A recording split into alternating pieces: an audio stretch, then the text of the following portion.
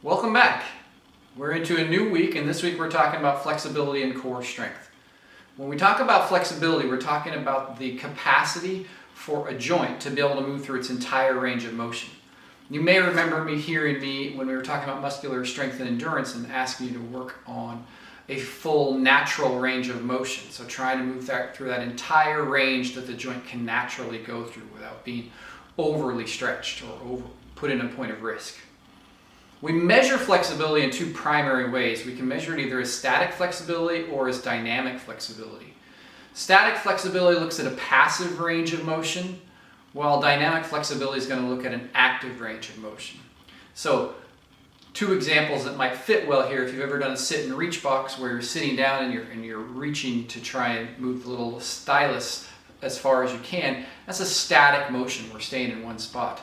If you've done Frankenstein's or something of that nature where you're swinging your foot up and trying to work on that hamstring and low back movement, there's a dynamic form of flexibility.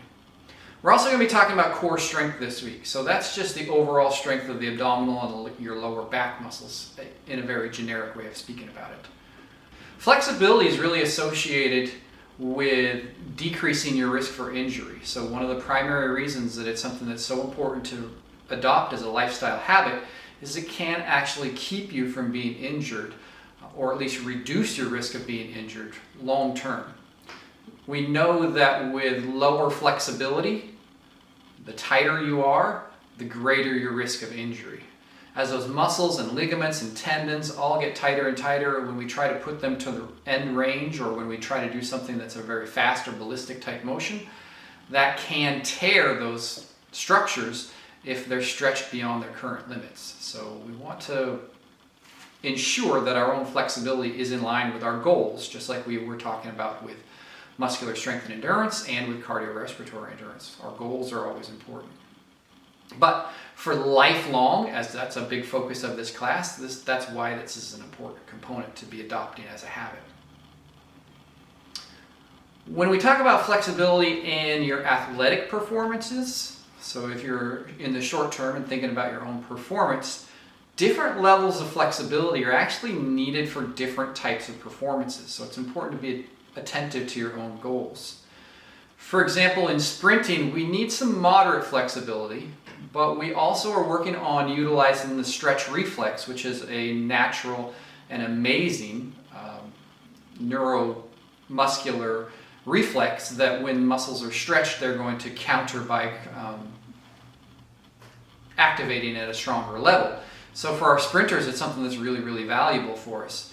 But for our gymnasts, it's not something that's valuable for them. So in gymnastics, we need a really high level of flexibility.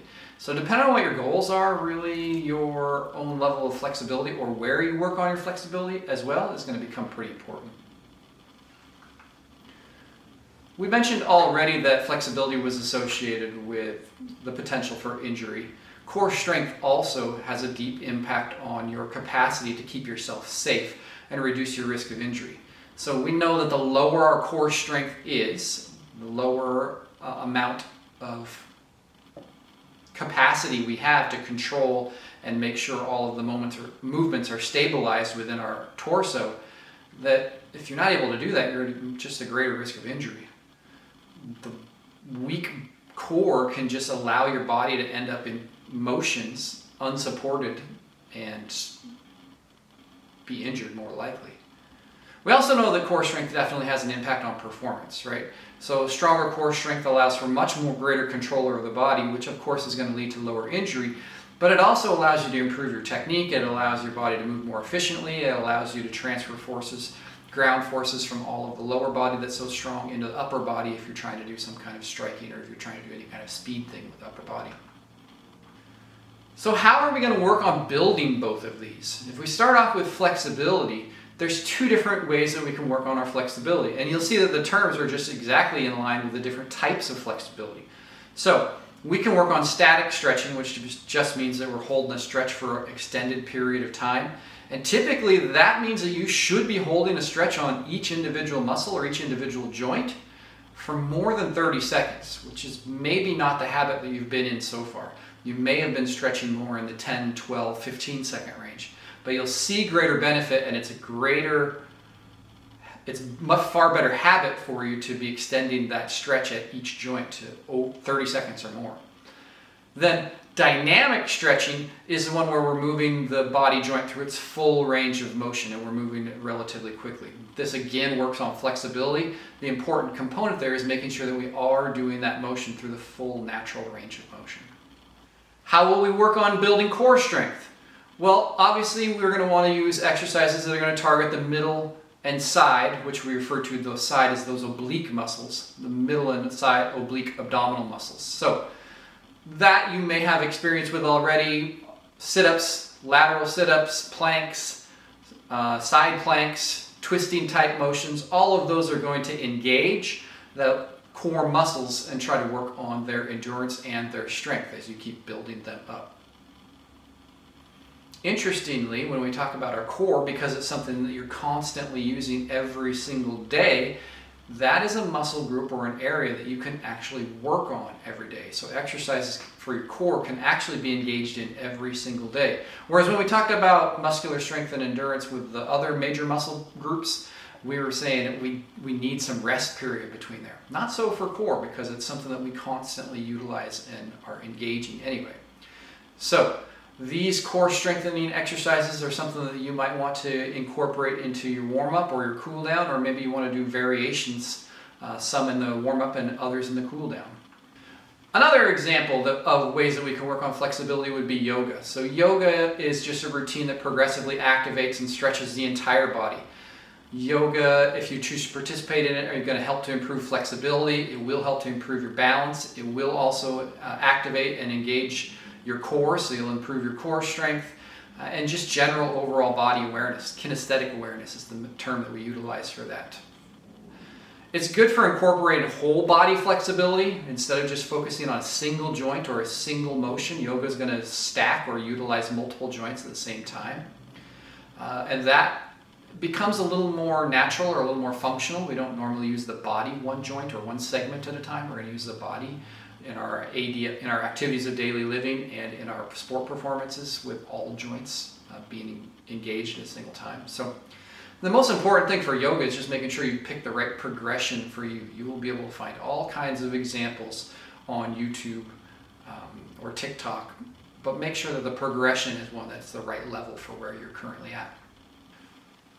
Foam rolling is another technique that we can work on to improve our flexibility. So it's also referred to as myofascial release. You're going to use a round surface. That could be a water bottle, it could be a lacrosse ball, it could be a foam roller. There's all kinds of different examples that you've seen individuals use and maybe you've used yourself. It leads to the muscle being able to relax just a little bit more, and that can move on to a very therapeutic effect. So it's good for tight or sore muscles, and it really helps to enhance recovery.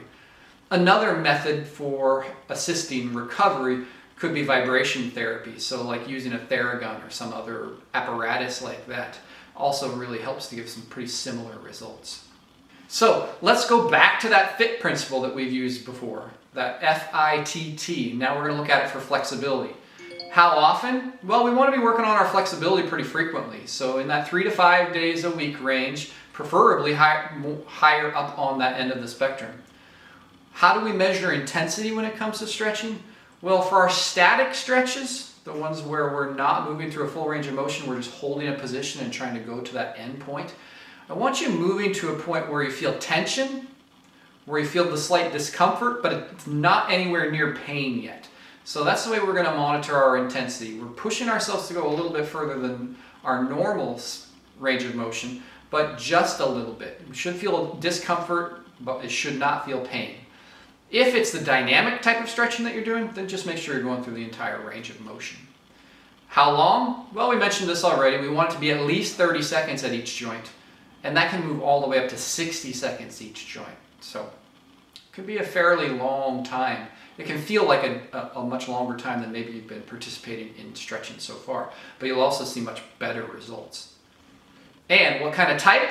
Well, we want to be focusing on all of the major joints and areas of the body. So ankle, knee, hip, shoulder, elbow, etc. Let's talk about some workout considerations now. If you're going to be doing static stretching, traditionally that's better done after a workout.